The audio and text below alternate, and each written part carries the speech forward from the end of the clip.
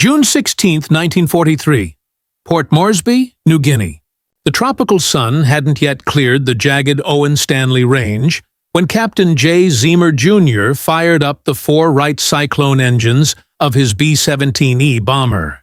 Officially, she was serial number 41 to 266, but everyone called her Old 666. At the end of the runway, she sat heavy with fuel, ammunition, and 10 men who knew they were flying into the jaws of death. There would be no fighter escort. The mission: fly more than 1,000 miles into Japanese-held territory to photograph airfields at Buka and Bougainville. Critical reconnaissance for General MacArthur's Operation Cartwheel. The odds of surviving were nearly non-existent. Every other crew had refused the assignment, calling it what it was: a suicide run. But when someone mentioned Jay Zeamer, the troublemaker pilot with a reputation for doing the impossible, command decided he was the man for the job. Zeamer wasn't the golden boy of his squadron. An MIT-educated engineer, he'd arrived in the Pacific with too many ideas and too little respect for authority. He questioned orders, re-engineered aircraft without permission, and refused to sit idle while others fought. That attitude got him sidelined until he found a wrecked B-17 at the edge of the airfield. Most saw scrap metal. Zeamer saw potential. He convinced his commanding officer to let him rebuild it, forming his own crew from misfits and cast-offs, men like Bombardier Joe Sanowski, a sharpshooter tired of paperwork. Together, they turned Old 666 into a flying fortress unlike any other. Zeamer added armor plates, reinforced the nose, replaced bomb racks with extra ammunition, and mounted additional machine guns until she bristled with more firepower than any other bomber in the Pacific. They joked it was Zeamer's flying porcupine. Commanders laughed until they saw what she could do.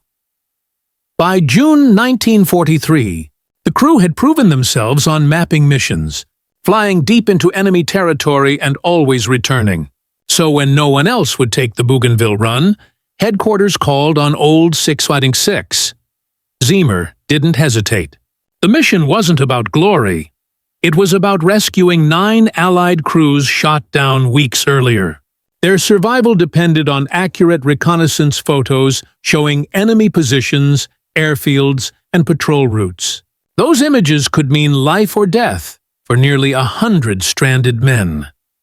At 0530 hours, Old 666 roared off the runway and disappeared north over the Solomon Sea. For 4 hours, the flight was calm. Navigator Ruby Johnston plotted bearings. Radio operator Forrest Dillman scanned frequencies. And Sarnowski adjusted his cameras. But at 0900, as they reached Buka, waist gunner William Vaughn spotted black dots climbing fast from Kahili Airfield. 20 Japanese Zeros heading straight for them.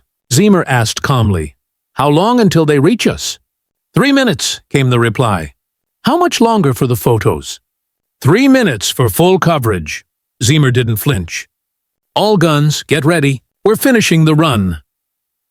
For 6 eternal minutes, the B-17 flew straight and level, the perfect target, while cameras captured every frame. Then the sky exploded.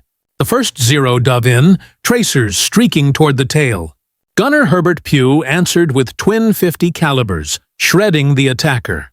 But more came, a dozen at once, attacking from every angle. Old 66 was engulfed in fire and smoke, shaking from cannon shells and machine gun bursts. Yet Zeamer's modifications paid off. Interlocking gun positions created a web of overlapping fire. Zeros diving from below were torn apart by belly guns. Those attacking from the rear faced 4 gunners at once. Brass casings piled ankle-deep on the floor. The temperature climbed past 100 degrees as the crew fired relentlessly. Then disaster struck. A 20mm shell ripped through the cockpit, spraying shrapnel through the instruments. Zeamer was hit in the arm and leg but kept flying. In the nose, Sarnowski was hit by a burst of fire that tore through his chest and abdomen. Fatally wounded, he refused to leave his post. Propping himself against the table, he kept firing until another Zero went down in flames.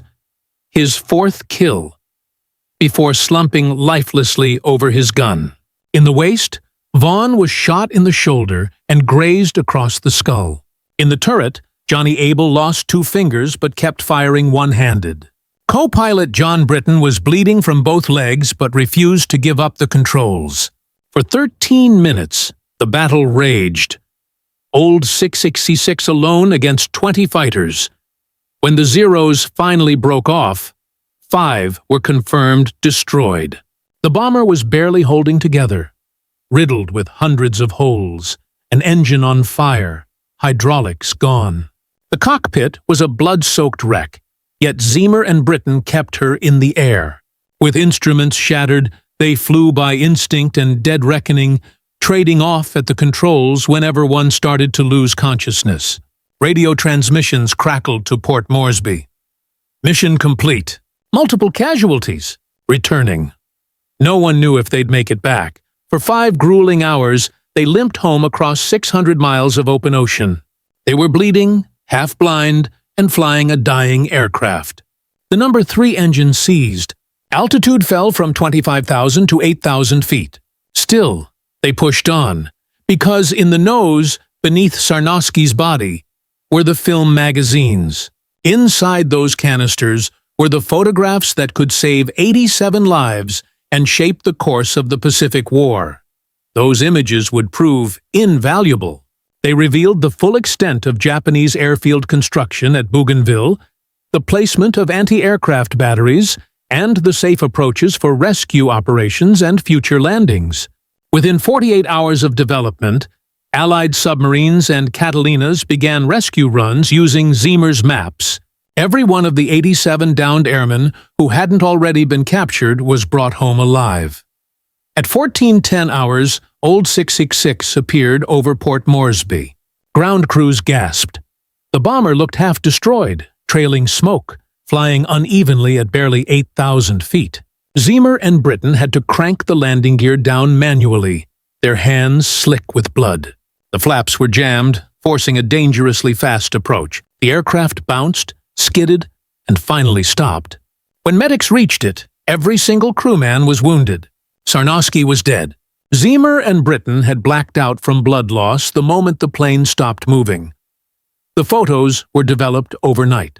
The results stunned intelligence officers, clear, precise, and invaluable. They revealed every runway, hangar, and gun emplacement. Within days, rescue missions were underway, and within weeks, MacArthur's staff had reshaped Operation Cartwheel using Old 666's imagery.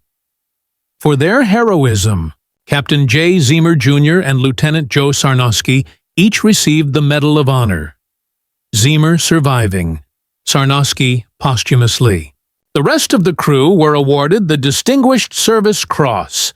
It was the only time in U.S. Army Air Force's history that every member of a single crew earned one of the 2 highest decorations for valor. Old 666, rebuilt again, flew reconnaissance missions for another year before being retired and scrapped. Jay Zeamer spent months recovering, his leg shattered and arm mangled, but he returned to flying before the war's end. His crew went their separate ways, some home, some to new squadrons, some never to return. But their story became legend, not because of medals or fame, but because 10 men in a battered bomber flew into hell for a mission no one else would take, fought back against impossible odds, and brought home the photographs that saved dozens of lives and helped win a war. Old 666 proved that courage isn't about surviving.